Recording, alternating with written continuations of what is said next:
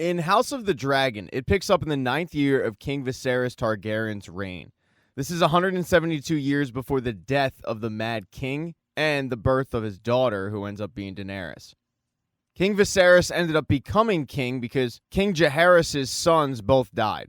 It resulted in Jaehaerys calling a great council where he would choose an heir to his throne. It came down to two choices: Princess Rhaenys Targaryen, who was the king's eldest descendant, and then her younger cousin, who was Prince Viserys.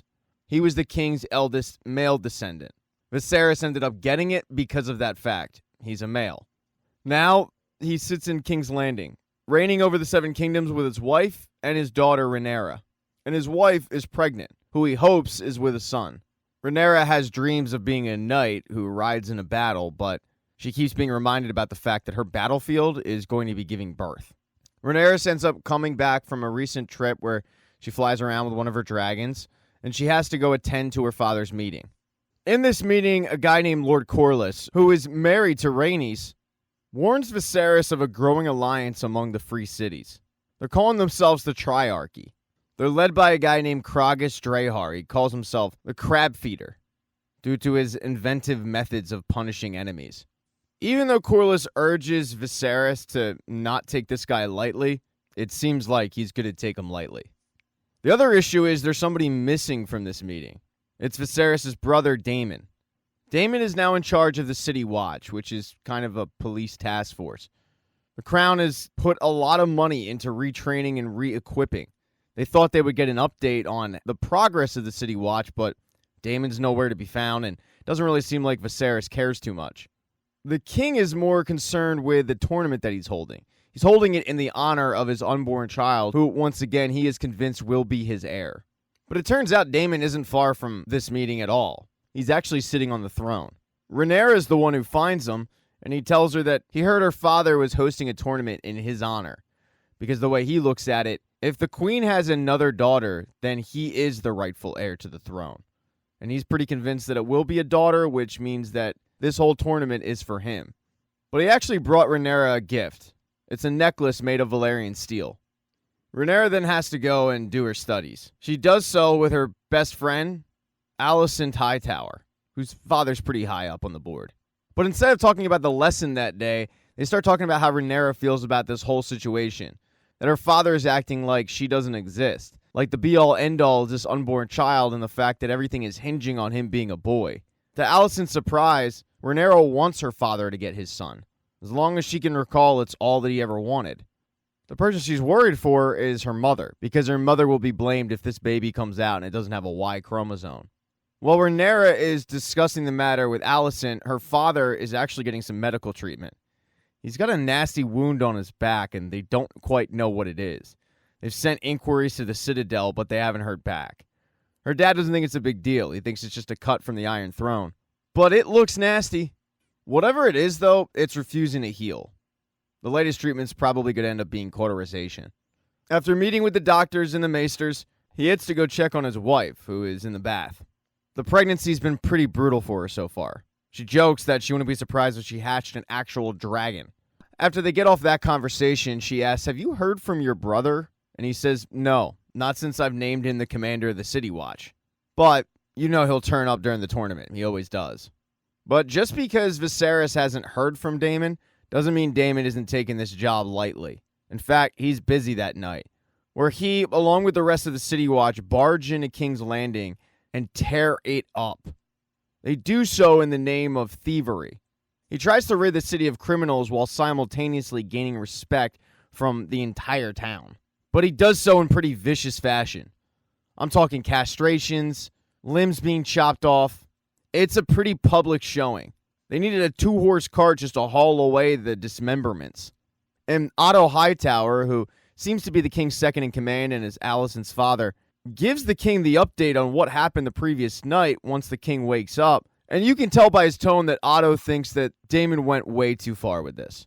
He warns the king Daemon cannot act with this kind of unchecked impunity.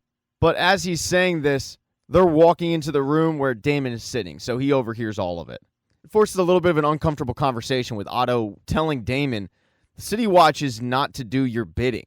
It's an extension of the crown. It starts a disagreement with Daemon saying that he was enforcing the crown's laws and Otto thinking that he went too far. Daemon feeling like he was just trying to clean up the streets before this tournament kicks off, with a bunch of people coming from all over the place to take part in it and also watch it. Lord Corlys throws his 2 cents into the ring, telling the group that they put Daemon in that role because they thought he could do it, and criminals should fear the City Watch. But somehow Otto spins this into Daemon's relationship. Turns out he's kind of a deadbeat husband. His wife is stuck in Vale, and Daemon hasn't been there in quite a while.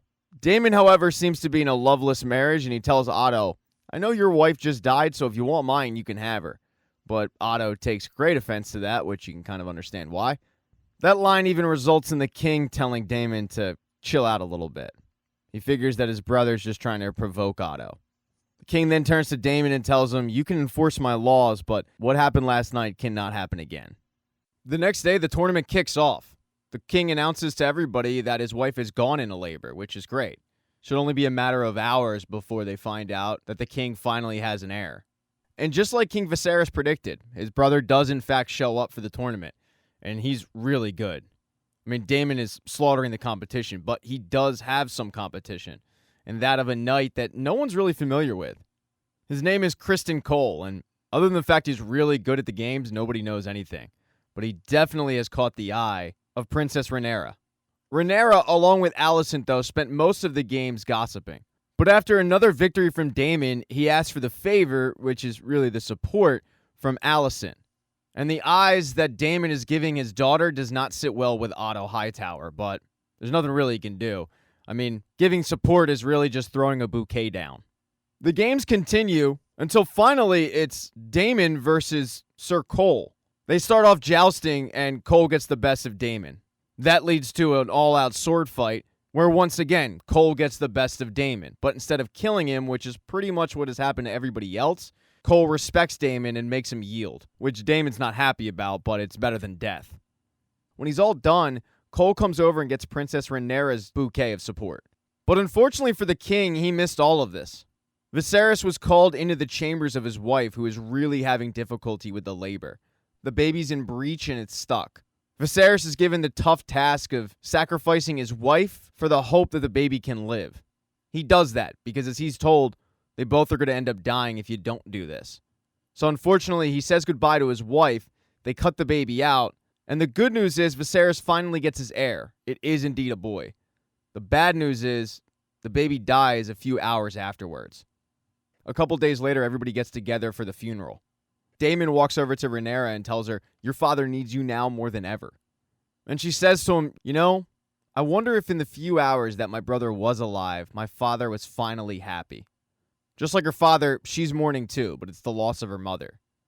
She then walks up to the dragon that she has and commands him to set fire ablaze to the body. After the funeral, the king gets together with his council and they have to discuss the fact that he once again doesn't have an heir.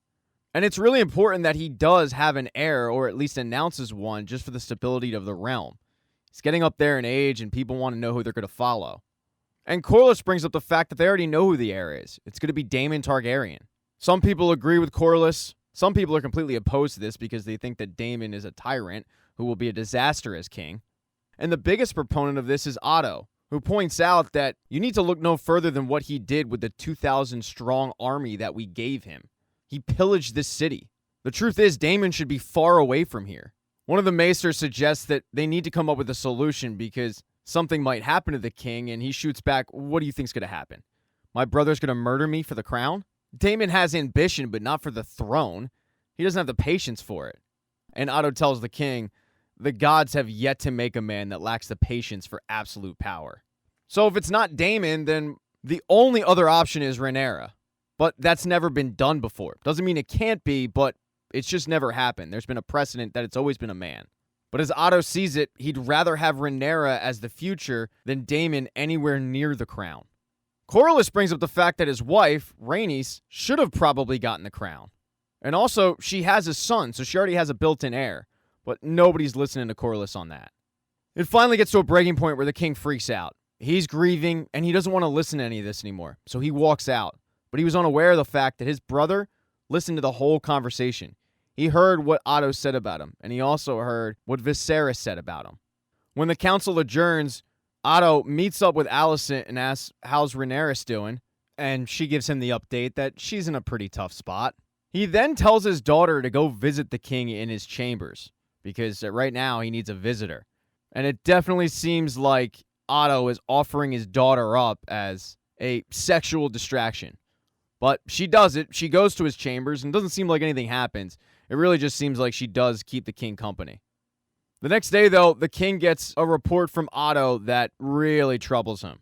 Otto has learned that previous night, Daemon, along with certain officers from the city watch, took over a brothel. And at that brothel, Daemon made a speech where he toasted to the heir for a day.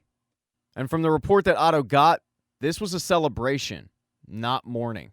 It enrages Viserys so much that he calls his brother to his throne, and he's no longer talking to his brother. He's talking to a subject. He demands to know if the reports are true, and Daemon says, well, yeah, they are, but we all grieve in our different ways.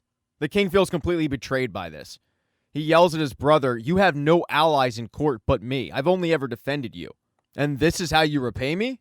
But Daemon yells back, you've only ever tried to send me away, whether it be to the Vale or the City Watch. Anywhere but by your side is where you want me. 10 years you've been king and you've never once asked me to be your hand. Daemon then tells the king that he feels like his current hand, who is Otto Hightower, is playing him. He doesn't protect the king.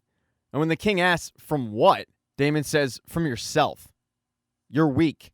And that council of leeches, they know it. They'll prey on you for their own end. This is tough for the king to hear.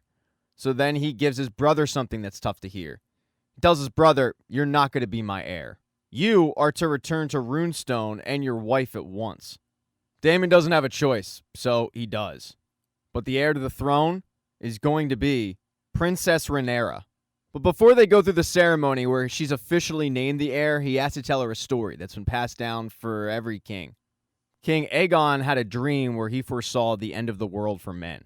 What he's describing eventually becomes the Battle of Winterfell. She doesn't quite understand it, but she listens to all of it. She then gets sworn in. And people come from all over to pledge their loyalty to her. We're talking Baratheons, Starks. And as Rhaenyra is getting sworn in, her uncle is returning home at the king's orders. Thank you so much for checking out this recap. Please consider subscribing to the channel and subscribing to my Patreon. Hit thumbs up if you liked it. Smash that thumbs down button if you thought it sucked. If you left a comment, I don't get back to you. I usually don't check the comments unless they're like a super comment. Also, if you don't see the next video up on the end screen, not to worry, it'll be up in a day or two.